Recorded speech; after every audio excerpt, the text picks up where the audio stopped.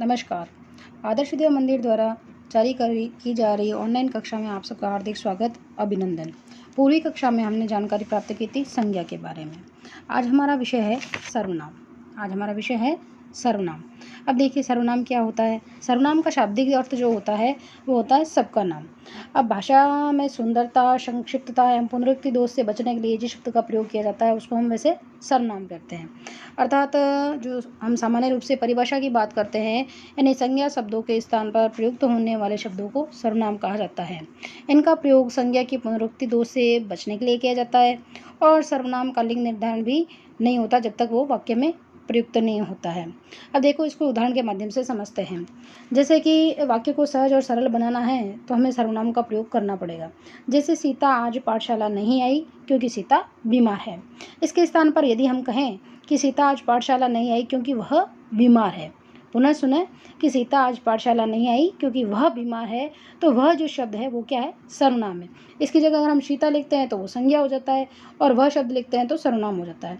तो सर्वनाम के प्रयोग से वाक्य अधिक सरल और सुंदर बन जाता है, जिससे हमें बार बार एक ही शब्द को वापस पुनरुक्ति के रूप में प्रयोग नहीं करना पड़ता है। इस प्रकार से संज्ञा जो है उसके स्थान पर काम आने वाले शब्द जो हैं वो सर्वनाम है।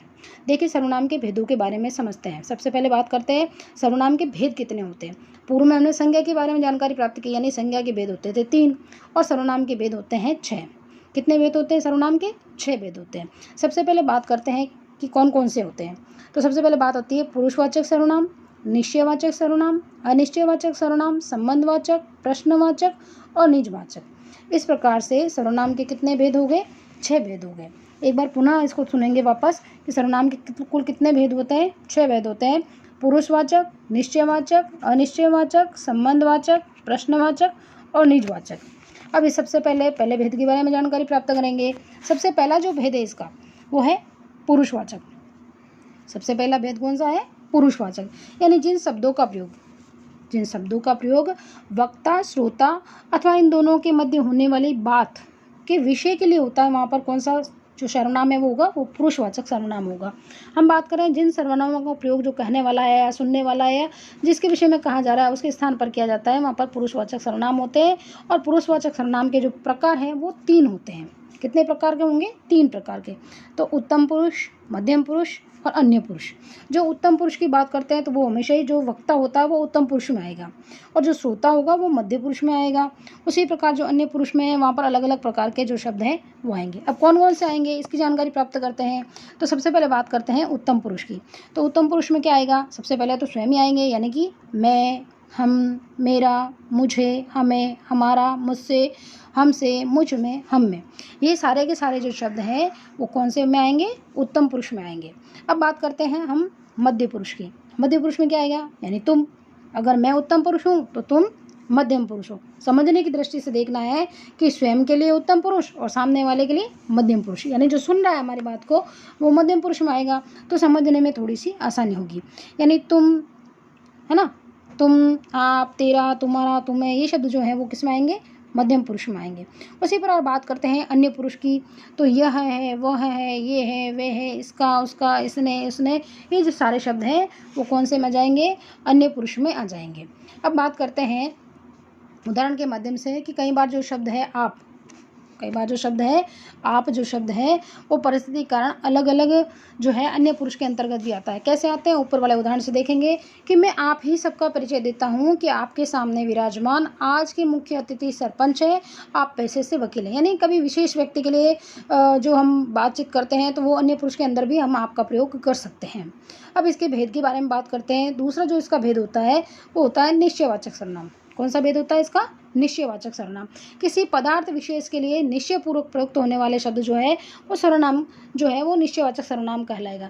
यानी जो सर्वनाम निकटस्थ अथवा दूरस्थ व्यक्ति या पदार्थ की ओर निश्चित संकेत करता है। कैसे संकेत करता है? निश्चित। उसको क्या कहेंगे हम? निश्चयवाचक सर्वनाम। इसके प्रयोग 2 रूप से होते हैं। निकट की वस्तुओं के लिए यह और वे, और ये और वे, और दूर की वस्तुओं के लिए वह और वे। अब ध्यान करेंगे, इसको एक बार समझेंगे वापस के निकट और दूर में कैसे होगा इसका प्रयोग। तो ये जो हमने कुछ शब्द लिखे हैं, यानी यह है, वह है, ये, वे, यही, वही, इन्हीं, उन्हीं, ये जो सारे प्रयोग शब्द जो होते हैं वो निश्चयवाचक सर्वनाम में होते हैं। अब देखिए, इसको एक बार उदाहरण के माध्यम से समझने का प्रयास करते हैं कि इसके माध्यम से कौन कौन से शब्द जो है वो आएंगे। अब देखिए, मालिक ने थैले की ओर संकेत करके कहा, मालिक ने थैले की ओर संकेत करके कहा कि वही लाना। क्या लाना है?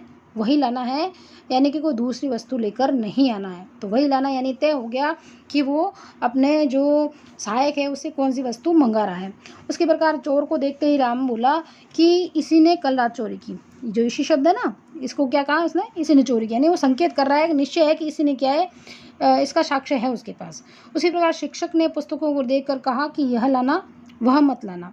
तो इस प्रकार से ये निश्चय है, जहाँ पर तय है, पता है हमको कि यहाँ ये काम इसने किया है, वहाँ पर निश्चयवाचक सर्वनाम आएगा। अब बात करते हैं हम इसके तीसरे भेद के बारे में। कौन से भेद के बारे में? तीसरे भेद के बारे में। तीसरा भेद क्या कहता है? अनिश्चय, यानी जहाँ निश्चित व्यक्ति, वस्तु, स्थान आदि का हमको बोध नहीं है, पता नहीं है कि कैसे काम हुआ, कैसे नहीं हुआ। जिस सर्वनाम में किसी ऐसे व्यक्ति या पदार्थ का बोध होता हो जिसके विषय में निश्चित सूचना नहीं मिलती, उसे अनिश्चयवाचक सर्वनाम कहेंगे। जैसे कुछ, कोई। अब जैसे कई बार है ना, कोई सर्वनाम का प्रयोग प्रायः प्राणीवाचक सर्वनाम के लिए होता है, जैसे कोई उसे बुला रहा है।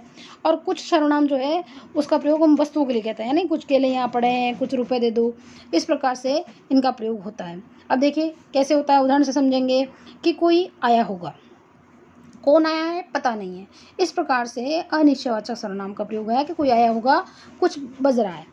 अब क्या बज रहा है हमको पता नहीं है, कि भाई घंटी बज रही है, मोबाइल बज रहा है, या कोई वाहन की आवाज़ आ रही है, पता नहीं है, जानकारी नहीं है। जानकारी के अभाव में हम कहते हैं कि कुछ बज रहा है, सुनाई दे रहा है, आवाज़ आ रही है, लेकिन हम क्या कहेंगे? कुछ बज रहा है।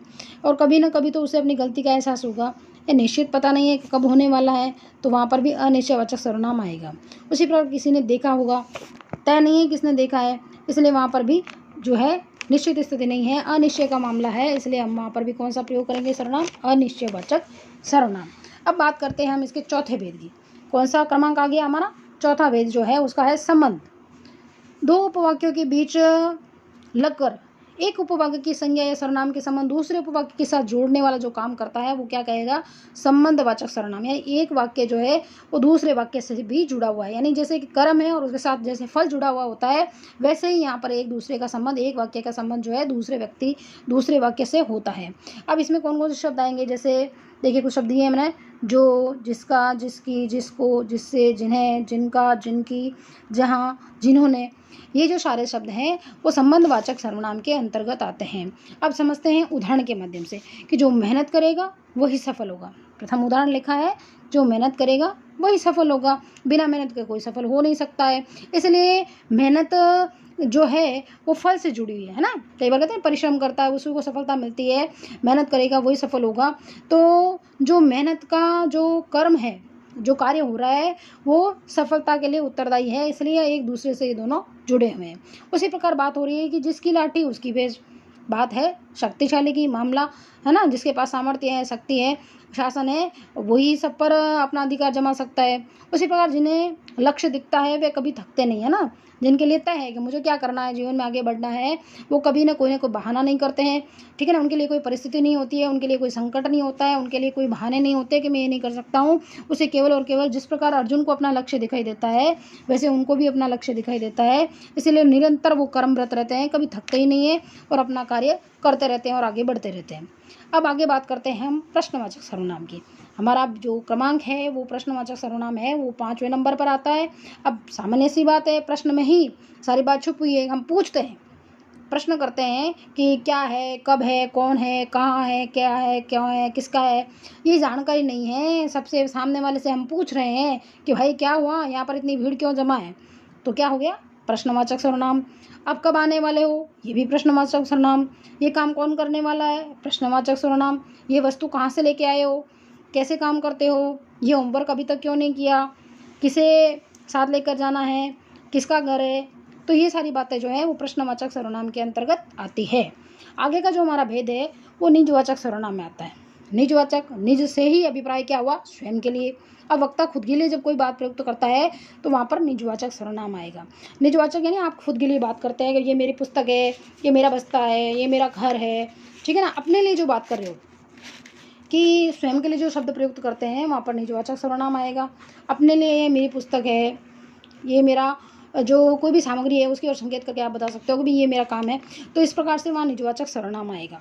देखिए बच्चों, आज हमने सबने मिलकर प्रयास किया है सर्वनाम को समझने का। जितना इसको पढ़ेंगे, समझने का प्रयास करेंगे, उतना अधिक हमको समझ में आएगा। एक बार तुरंत वापस इसको एक बार देखते हैं, टटोलते हैं कि भाई क्या क्या हमने पढ़ लिया है।